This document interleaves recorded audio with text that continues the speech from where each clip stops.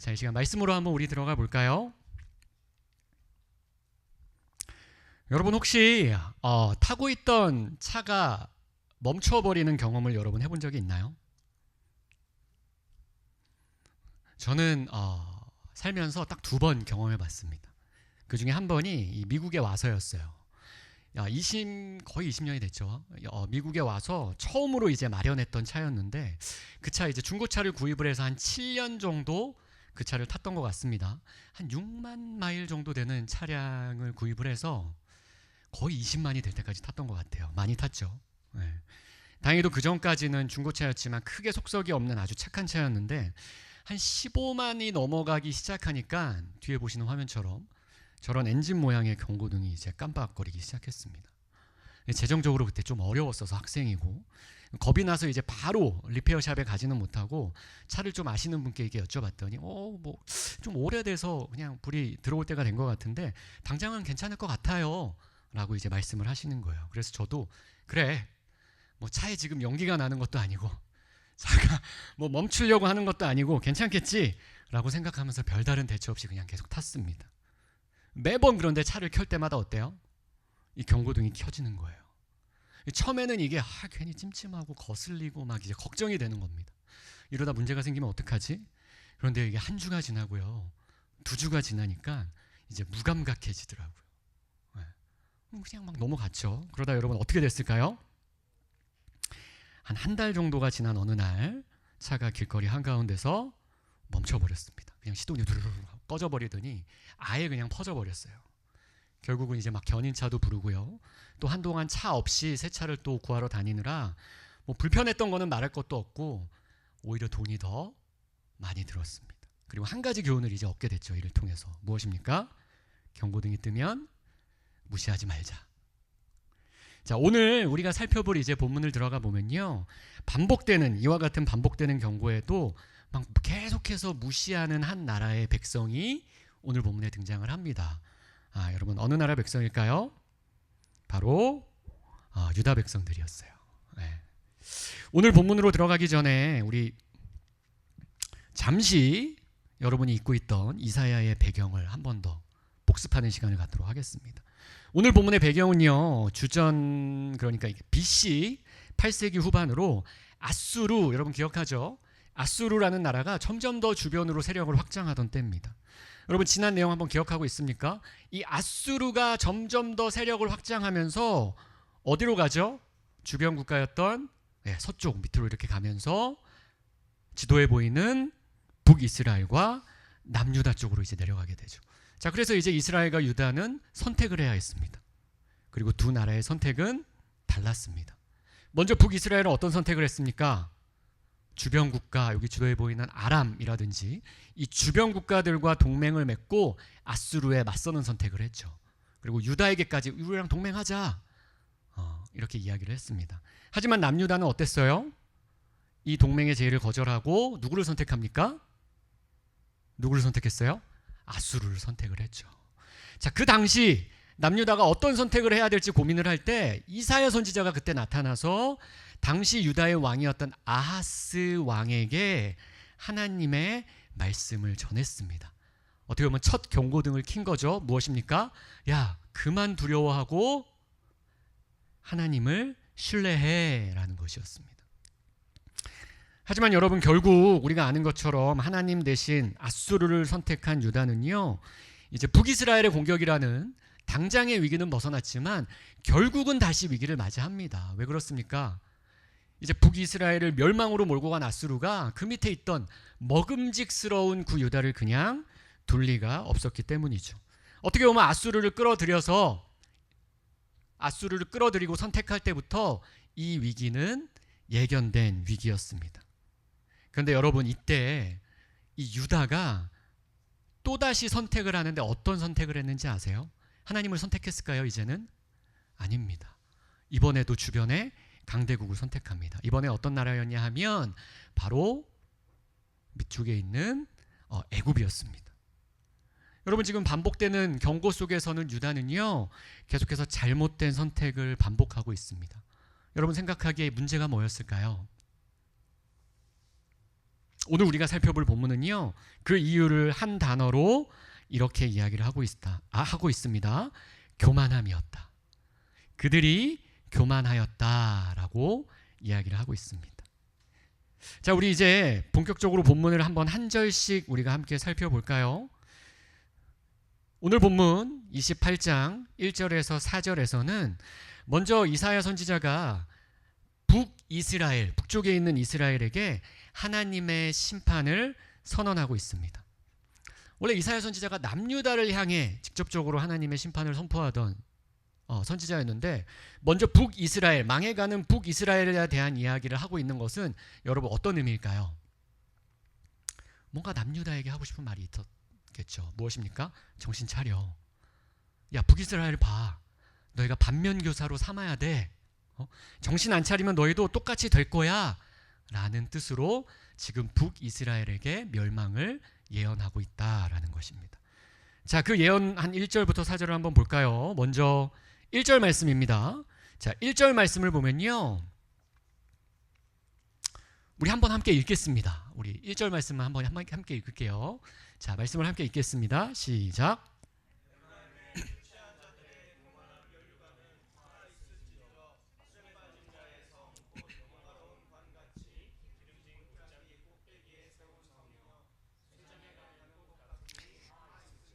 아멘. 자, 에브라임의 술 취한 자들의 교만한 면류관은 화 있을진저. 여러분, 여기서 에브라임은요, 북이스라엘을 구성하는 10지파, 즉 쉽게 말하면 그냥 북이스라엘을 의미합니다. 에브라임은. 자, 그리고 이어지는 술 취한 자들은요, 말 그대로 당시 정말 술에 빠져 방탕한 생활을 하고 있던 이스라엘 백성들을 또 의미를 합니다. 그리고 이어지는 교만한 면류관은 무엇인가 하면 북이스라엘의 수도였던 사마리아 도성을 의미하는데, 당시 이 사마리아 도성의 모습을 보면요, 이렇게 우뚝 솟아있는 면류관의 모양과 같았기 때문입니다. 이어지는 문장을 보면 그것을 확인할 수 있죠. 너희가 영화로운 왕관으로 여기던 기름진 골짜기 꼭대기에 세운 성이여. 당시 평야에, 기름졌던 풍요로운 평야에 정말 높은 언덕 위에 솟아있던 왕관과 같은 그 사마리아 도성의 모습을 이렇게 묘사를 하고 있는 것이죠. 자, 그런데 이 사마리아 도성이 결국은 어떻게 될 것이다 라고 이야기를 하고 있는 것입니까? 그들의 교만함으로 인해서 쇠하여져 가는 꽃과 같이 화가 있을 거다, 재앙이 닥칠 거다 라는 말을 지금 하고 있는 것입니다.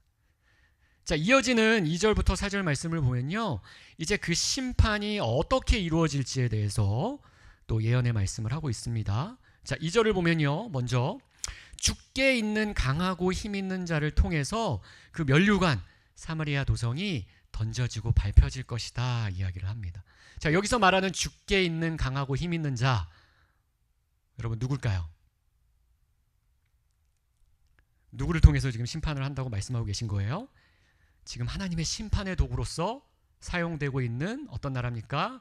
맞아요, 아수르를 의미합니다. 그리고 이어지는 3절을 보면요, 다시 1절의 표현을 반복해서 이야기하고 있죠. 에브라임의 술 취한 자들의 교만한 면류관이 발에 밟힐 것이라. 그리고 재미있는 것은요, 이어지는 4절을 보면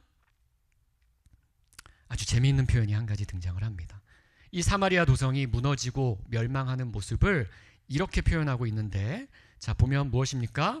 여름 전에 처음 익은 무화과 같을 것이니 그것을 보는 자가 그것을 보고 얼른 따서 먹으리로다 라는 것입니다. 여러분, 이 무화과 나무는요, 보통 언제 수확이 되냐면 8월부터 9월 사이에 열매가 열리고 그리고 수확이 됩니다. 그런데요, 이 6월쯤에, 그거보다 조금 이른 6월쯤에 사실은 첫 열매가 맺기 시작해요. 그런데 여러분, 이 6월에 열리는 열매는 무슨 의미인가 하면, 겨울에 이제 열매가 열리지 않아서 정말 식량, 먹을거리를 찾고 있던 그 당시에 이스라엘 백성들, 가난한 백성들에게는 정말 계속해서 기다리는, 열리기만 기다리는, 맛과 당도는 조금 덜하지만 열리기만 기다리는 아주 소중한 식량이었다라는 것입니다. 그래서 6월에 첫 열매가 열리면 사람들이 어떻게 했겠어요? 열리자마자 막 앞다투어 따서 먹었겠죠. 여러분, 그 모습을 지금 묘사하고 있는 거예요.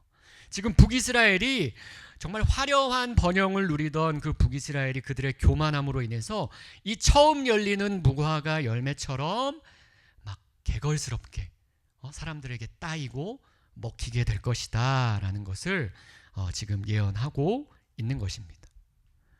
자, 이와 같은 1절부터 4절에 북이스라엘에 대한 심판 선언에 이어서 또 이어지는 7절부터 13절을 보면요, 이제는 드디어 이 유다, 남유다를 향한 하나님의 말씀이 선포되기 시작합니다.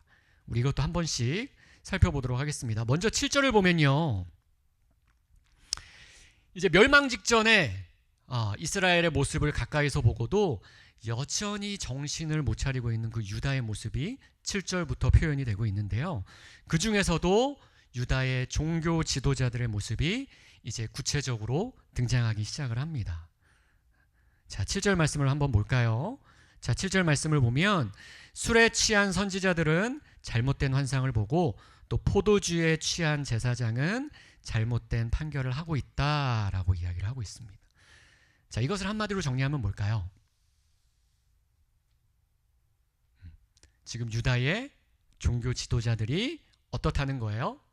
막 술에 취해 이리저리 흔들리고 막 판결을 제대로 하지 못하고 잘못된 환상을 보고 무엇입니까? 그들이 영적인 분별력을 잃어버렸다라는 것입니다. 제가 목회자로 살면서 가장 두려운 것이 뭐냐고 묻는다면 바로 이같이 영적인 분별력을 잃어버리는 거예요. 정말 뭐가 옳고 그른지 분별하지 못하는 그런 목회자가 되는 것입니다. 그래서 잘못된 복음을 전하고 내가 정말 나의 모습을 통해서 잘못된 하나님의 나라가 보여지는 것이 목회자로서 가장 두려운 부분입니다. 하나님의 일을 하는 자가 하나님을 나타내야 되는데 반대로 무엇이에요? 하나님을 가리는 것이 되기 때문이죠. 바로 오늘 이 본문의 유다의 종교 지도자들처럼 말입니다. 그런데 여러분, 이같이 우리가 영적인 분별력을 지킬 수 있는 유일한 방법은 뭐냐면요, 딱 한 가지뿐입니다. 그것은 우리가 분별의 기준이 되는 하나님의 말씀을 우리가 붙잡고 가까이 하는 것뿐이에요. 결국 지금 이 유다의 종교 지도자들의 모습은요, 그들이 하나님의 말씀, 그 기준이 되는 하나님의 말씀에서 어떻게 됐다는 것을 의미합니까? 멀어졌다는 거예요. 멀어졌기 때문에 지금 분별하지 못한다는 것입니다. 여러분, 앞서 이야기한 북이스라엘도 똑같았습니다.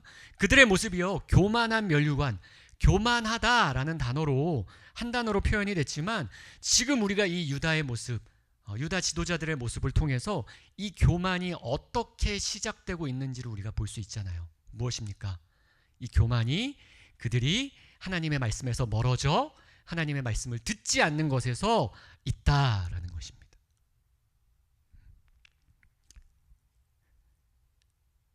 제가 미국에 와서 한동안 이 태권도장에서 사범으로 이 아르바이트를 좀 오랫동안 했습니다.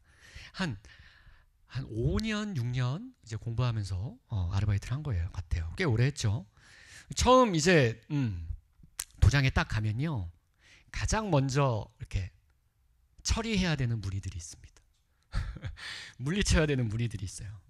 딱 배운 지 한 1, 2년, 꽤 오래됐죠. 1, 2년 정도 된 이제 검은 띠를 달기 직전에, 그것도 이제 피지컬이 막 한창 올라오기 시작하는 딱 여러분 나이대의 그 중고등학생들, 이들을 먼저 처리해야 됩니다.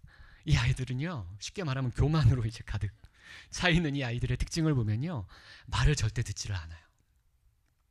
처음 사범이 왔다고 뭐 무시하는 거기도 하겠죠. 내가 너보다 더 잘할걸? 내가 이 도장에서는 너보다 더 잘 알아. 그리고 뭐 실력도 뭐 이제 검은 띠인데, 검은 띠 직전인데 비슷하지 않을까? 이미 그들이 이렇게 자기가 더 잘 안다고 생각하는 순간부터 제가 어떤 말을 해도 들리지가 않습니다. 어떻게 보면 당연하기도 합니다. 뭐 아직 보여준 것도 없고 또 신뢰가 쌓이지 않았기 때문에 뭐 당연한 반응이기도 해요.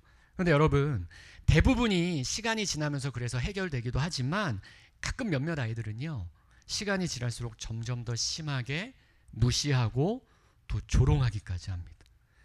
여러분, 그럴 때 아주 유용하게 사용되는 시간이 뭐냐면 겨루기 시간이에요. 여러분, 겨루기가 뭔지 알죠? 이렇게 대련하는 거. 보통 일주일에 한 번 정도 이 겨루기 시간이 있습니다. 대련 시간이 있는데 보통은 이제 체격이나 나이, 띠들이 비슷한 아이들끼리 이렇게 상대를 붙여줍니다. 그리고 사범은 옆에서 심판을 보면서 실시간으로 막 피드백을 주죠. 앞차기, 스텝백, 돌려차기 뭐 이렇게 피드백을 줍니다. 근데 가끔은요 짝이 맞지 않을 때가 생겨요. 이렇게 막 홀수일 때가 생깁니다. 그래서 이제 사범이 어쩔 수 없이 상대를 한 번씩 해줘야 되는 때가 생기는데 그럴 때 이제 그 말 안 듣는 무리들을 한 명 한 명씩 이제 찾아가는 거예요. 겨루기를 빙자한 훈육이 들어갑니다. 물론 학생들이 이제 가드를 다 꼼꼼하게 착용을 하고 있지만 그래도 여러분 해본 분들 알겠지만 이렇게 맞으면 이렇게 충격이 와요. 꽤 아픕니다. 그래서 이제 막 하면서 막 고의적으로 조금 세게 발차기가 몇 번 들어가면 그 발차기와 함께 뭐가 들어갑니까? 이제 겸손이 같이 들어갑니다. 딱 들어가. 그렇게 겨루기를 통해 이제 겸손이 들어가면요 다음 수업 때부터 어떨까요? 하는 말에 대한 집중력이 달라지기 시작합니다. 말의 효율성이요 그전에는 막 이렇게 막 바닥에 있었다면 그 말을 해도 벌써 이렇게 듣는 자세나 반응하는 속도가 달라진다는 것이죠. 자, 앞에서 이야기한 오늘 본문에서 이스라엘과 유다 백성들이 딱 그랬다라는 거예요. 교만하여서 하나님의 말씀에 더 이상 귀를 기울이지 않았다라는 것입니다.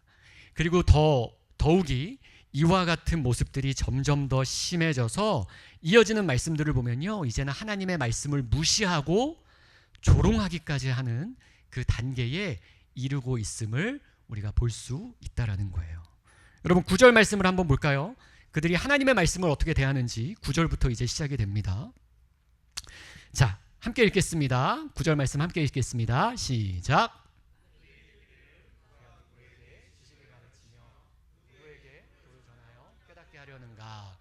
떨어져 품을 떠난 자들에게 하려는가. 아멘. 자, 그가 누구에게 말씀을 전하는가? 갓난아기에게 전하는가? 여기서 말하는 그는 누구입니까? 이사야 선지자입니다. 자, 너 이사야 선지자가 뭘 한다고 가르쳐? 가서 갓난아이에게나 그 말씀 전해 라는 이야기를 하고 있는 거예요. 하나님의 말씀을 전하는 그 이사야 선지자를 지금 무시하고 있는 겁니다. 그리고 이어지는 10절을 볼까요? 자, 이것도 좀 어렵지만 우리 다시 한번 같이 읽겠습니다. 함께 읽겠습니다. 시작. 경계에 경계를 더하며 경계에 경계를 더하며 교훈에 교훈을 더하며 교훈에 교훈을 더하되 여기서도 조금 저기서도 조금 하는구나 하는도다. 아멘. 여러분 언뜻 읽었을 때 이게 무슨 뜻인지 이해가 됩니까? 조금 어렵습니다. 그렇죠? 그런데요 오히려 이것을 이제 히브리어 원어로 보면요 오히려 이해하기가 쉽습니다. 그래서 제가 준비를 해봤어요. 위에 있는 거를 이제 발음을 밑에 가로 안에 쳐놨는데 우리 이거를 또 신나게 한번 같이 읽어보도록 하겠습니다. 함께 읽겠습니다. 시작. 카브라카브. 조금 이거 너무 우울하게 읽으면 안 되고요. 좀 신나게 한번 읽어볼까요? 아까 줄리엔이 사실은 영어 성경으로 굉장히 잘 읽어줬어요. 우리 그거보다 조금 더 운율과 리듬을 섞어서 우리 한 번만 더 다시 읽어보겠습니다. 시작. 차블라차부 차블라차부 카블라카부 카블라카부 제르삼 제르삼. 자, 여러분 딱 들었을 때 느낌이 어때요? 벌써 읽으면서 막 여러분 얼굴을 보니까 막 웃음이 막 이렇게 의미도 여러분 의미지만 소리 자체가 굉장히 단조롭고 반복적입니다. 어떻게 보면 막 더듬 하는 소리처럼 느껴지기도 해요. 우리가 어떨 때 이런 식으로 말하죠, 여러분? 아니, 누군가를 이렇게 막 놀릴 때 하는 말투 같잖아요. 그렇지 않아요? 그래서요, 여러분 어떤 영어 성경을 보면요, 심지어 그냥 이렇게 이거를 해석하고 있어요. 블라블라블라블라블라라고 해석하는 영어 성경도 있습니다. 그리고 해석상의 논의가 있지만 여러분 이거는요 실제로 많은 성경학자들이요 유다 지도자들이 이사야 선지자의 말씀 하나님의 말씀을 조롱하는 의미로 쓰였다라고 이해를 하고 있습니다. 결국 여러분 이 구절은요 이들이 하나님의 말씀을 무시하고 조롱하기까지 하는 그 교만의 끝자리까지 올라가 있다라는 것을 의미하고 있는 거예요. 그런데 여러분 우리 하나님은 어떠한 하나님입니까? 이처럼 교만한 자를 가장 싫어하신다라는 것이죠. 그래서 이어지는 11절을 보면요 하나님의 분명한 말씀이 선포되고 있습니다. 무엇입니까? 그러므로 더듬는 입술과 다른 방언으로 그가 이 백성에게 말씀하시리라. 여러분 무슨 의미일까요? 어떤 의미입니까? 그래, 너희가 내 말을 무시하고 조롱하기까지 해? 그래, 그럼 내가 원하는 대로 해줄게. 그들이 이해할 수 있는 지금 하나님의 말씀을 거절하고 조롱했기 때문에 이제는 정말 너희가 이해할 수 없는, 정말 더듬는 듯한 정말 다른 백성의 언어, 즉 아수르 군대를 통해서 내가 너희를 심판할 거야, 심판의 메시지를 전할 거야 라는 의미의 말씀입니다. 너네 말 안 들어? 듣기 싫어? 그래, 그럼 몸으로 경험해야지 뭐. 삶으로 한번 느껴봐야지 뭐. 어떻게 보면 이런 말씀을 지금 하고 계신 거예요. 그런데 여러분, 이어지는 12절 말씀에서 하시는 하나님의 말씀이요, 개인적으로 저에게는 약간의 반전이었습니다. 지금 11절에서 그래, 말 안 들어? 그래, 그러면 심판이야 라고 말씀하시고, 이제 이어지는 11절에서 이 심판이 무엇으로 인함인지, 내가 심판하는 원인이 무엇인지, 이유를 무엇인지를 12절에서 이제 말씀을 하시는데, 우리가 간단하게 그 시작과 끝에 있는 빨간 글씨만 한번 같이 읽어볼까요? 그 원인이 무엇인지 함께 읽겠습니다. 시작. 전에 그들에게 이르시기를 그들이 듣지. 빨간 글씨만 한번 읽겠습니다. 죄송합니다. 빨간 글씨만 한번 읽을게요. 시작과 끝에 다시 읽겠습니다. 시작. 그들이 듣지 아니하였으므로. 화면에 잘 안 보이는군요, 빨간 글씨가. 네, 좋습니다. 자, 뭐예요? 쉽게 얘기하면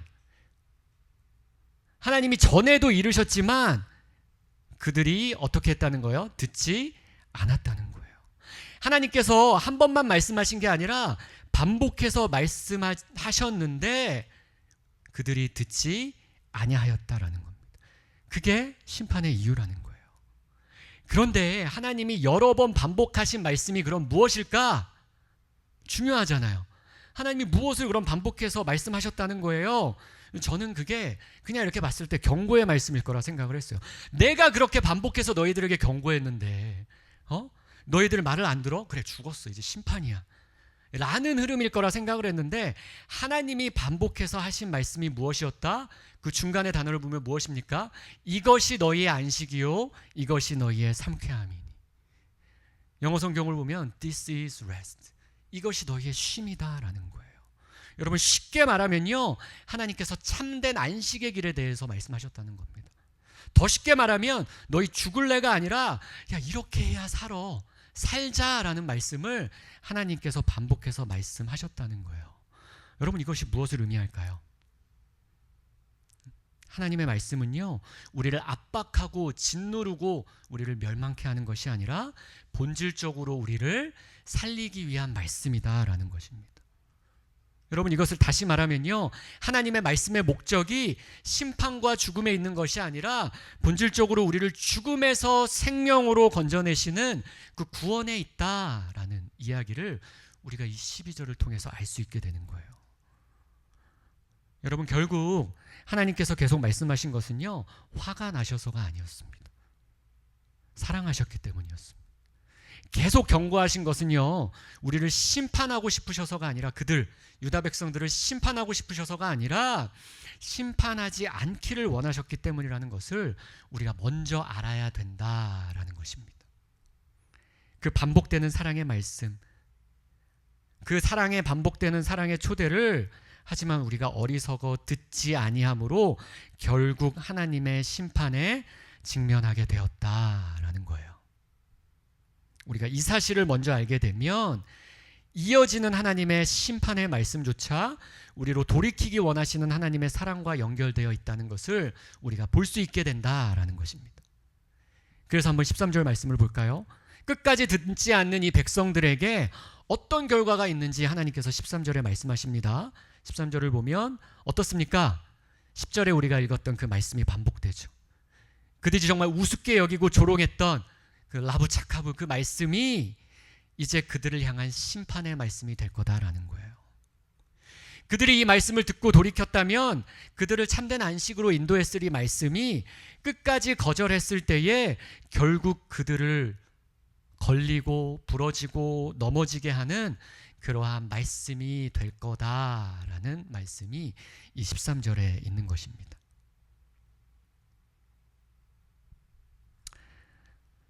사랑하는 덜가족 여러분, 정말 오늘 우리가 함께 살펴본 이 이사야서 말씀을 통해서 하나님이 우리에게 주시는 말씀은 너무나 명확합니다. 한마디로 할 수 있어요. 무엇입니까? 들으라 라는 것입니다. 북이스라엘과 남유다를 향해서 하나님께서 계속해서 말씀하셨습니다. 선지자를 보내셨고요, 반복해서 경고하셨습니다. 그리고 하나님의 그 반복된 경고는요, 그들을 돌이켜 참된 안식으로, 즉 살리기 위한 말씀이셨습니다. 그런데 오늘 본문은요, 이와 같은 상황에서 너무나 안타까운 한 문장으로 그 유다 백성들의 모습을 정리하고 있다라는 거예요. 그들이 듣지 아니하였으므로. 말씀하셨지만 그러나 그들이 듣지 아니하셨으므로. 결국 하나님께서 이처럼 듣지 않으시는 백성들에게 하나님의 심판을 말씀하시는 걸로 오늘 본문이 끝나지만, 사실 오늘 본문 뒤에 이어지는 23절 말씀을 보면요, 하나님께서 또다시 말씀하고 계십니다. 여러분, 23절 말씀 우리 다 같이 한번 읽어볼까요? 함께 읽겠습니다. 시작. 너희는 귀를 기울여. 아멘. 귀를 기울여 자세히. 여러분, 무엇입니까? 하나님의 어떤 마음이 느껴져요? 들어. 제발 좀 들어. 여러분, 설교의 시작에 말씀드린 그 자동차의 경고등을 다시 한번 우리 떠올려 볼까요? 여러분, 경고등이 켜지는 이유는요, 운전자를 귀찮게 하기 위함이 아닙니다. 불안하게 만들기 위함도 아니에요. 무엇입니까? 결국 운전자를 살리기 위함입니다. 그렇죠? 차가 완전히 망가져서 정말 생명을 위협하기 전에 정말 듣고 멈추고 점검해서 안전케 하기 위함이다라는 거예요. 여러분, 그래서요, 경고등이 계속 켜진다는 것은요, 어떻게 보면 아직 늦지 않았다라는 뜻이기도 합니다. 하나님의 말씀도 여러분 마찬가지일 겁니다. 하나님의 말씀이 여전히 우리 귀에 들린다는 것은요, 우리를 살리고자 하는 하나님의 사랑이 여전히 우리를 향해 있다라는 거예요. 우리가 돌이키기에 아직 늦지 않았다는 것입니다. 그런데 여러분, 문제는 무엇입니까? 아직 늦지 않았지만 여전히 우리가 듣지 않는다는 것입니다. 하나님은 계속해서 우리에게 말씀하시는데, 경고등을 켜시는데 왜 우리는 여러분 듣지 못할까요? 어떤 이들은 말합니다. 말씀을 계속 듣기는 하는데 들어도 잘 귀에 들어오지 않아요. 그런데 여러분, 이처럼 하나님의 말씀이 우리의 귀에 잘 들어오지 않는 것이, 한번 생각해 보자는 거예요. 혹시 다른 소리가 너무 커서가 아닐까요? 가끔 집에서요, 제가 아이들을 불러도 대답하지 않을 때가 있습니다. 잘 대답하는 편이에요, 우리 아이들은.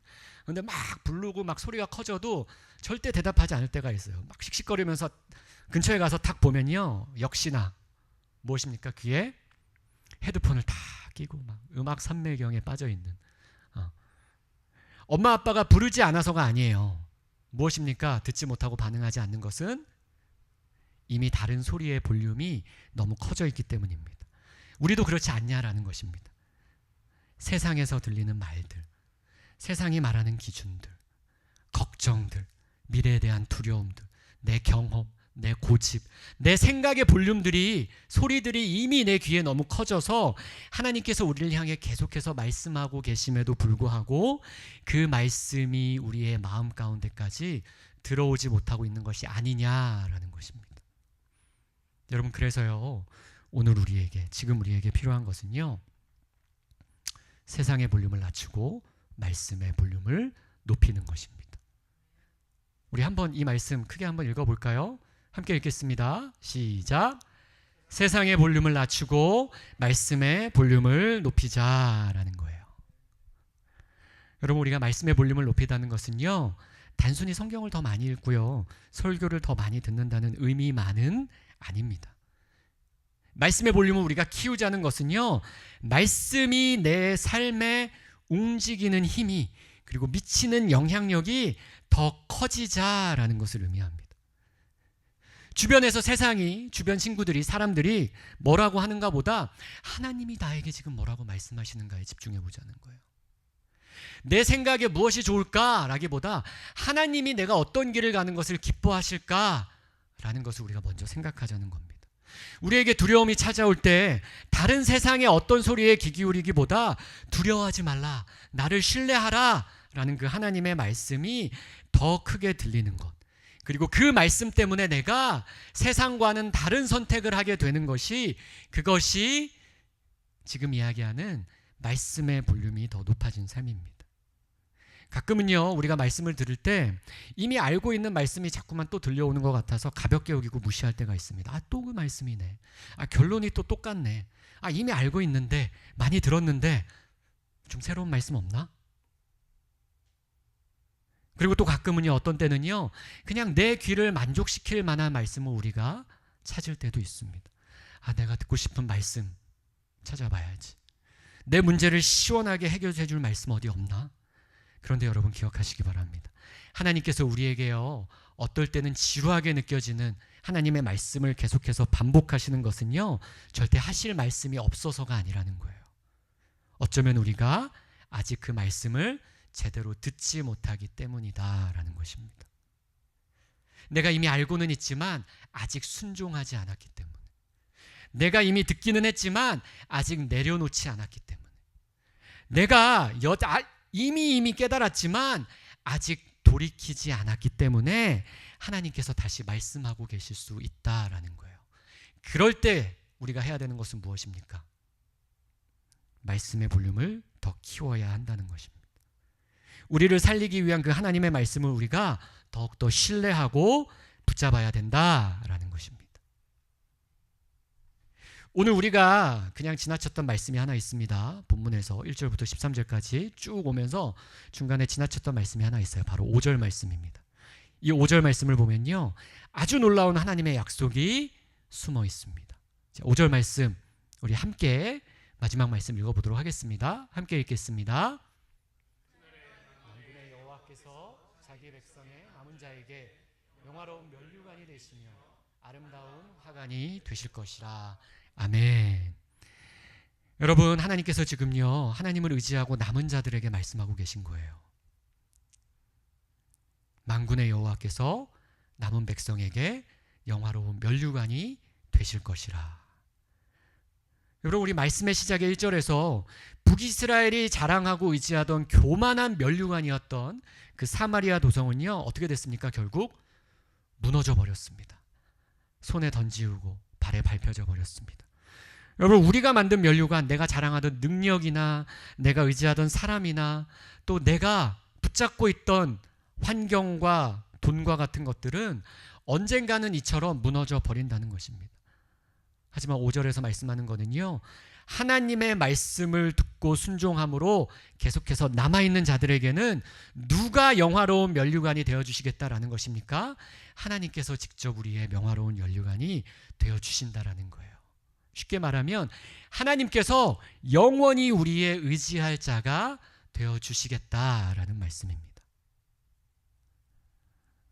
사랑하는 여러분의 이번 한 주가 하나님이 주시는 말씀, 하나님의 말씀을 통해서 우리 삶에 켜주시는 그 경고등을 무시하지 않고 반응하는 그런 한 주가 되면 좋겠습니다. 여러분, 그렇기 위해서 우리 세상의 볼륨을 어떻게 합니까? 조금 낮춰봅시다. 그리고 하나님의 말씀의 볼륨을 지금보다 조금 더 높여봅시다. 여러분, 단순합니다. 심플합니다. 오늘 들은 말씀 우리가 적극적으로 한 번 더 순종해 보는 겁니다. 여러분, 이것이요, 오늘 하나님께서 말씀하시는 지혜로운 자고요, 교만하지 않고 겸손한 자고요, 하나님께서 주시고자 하는 그 참된 안식과 생명 가운데 거하는 자입니다. 세상의 면류관 대신, 정말 화려하게 높은 언덕에 우뚝 솟아있는 그 세상의 면류관 대신에 하나님을 우리의 영화로운 면류관으로 누리며 살아가는 저와 여러분 되시기를 우리 주님의 이름으로 축복합니다. 이 시간 함께 기도하겠습니다.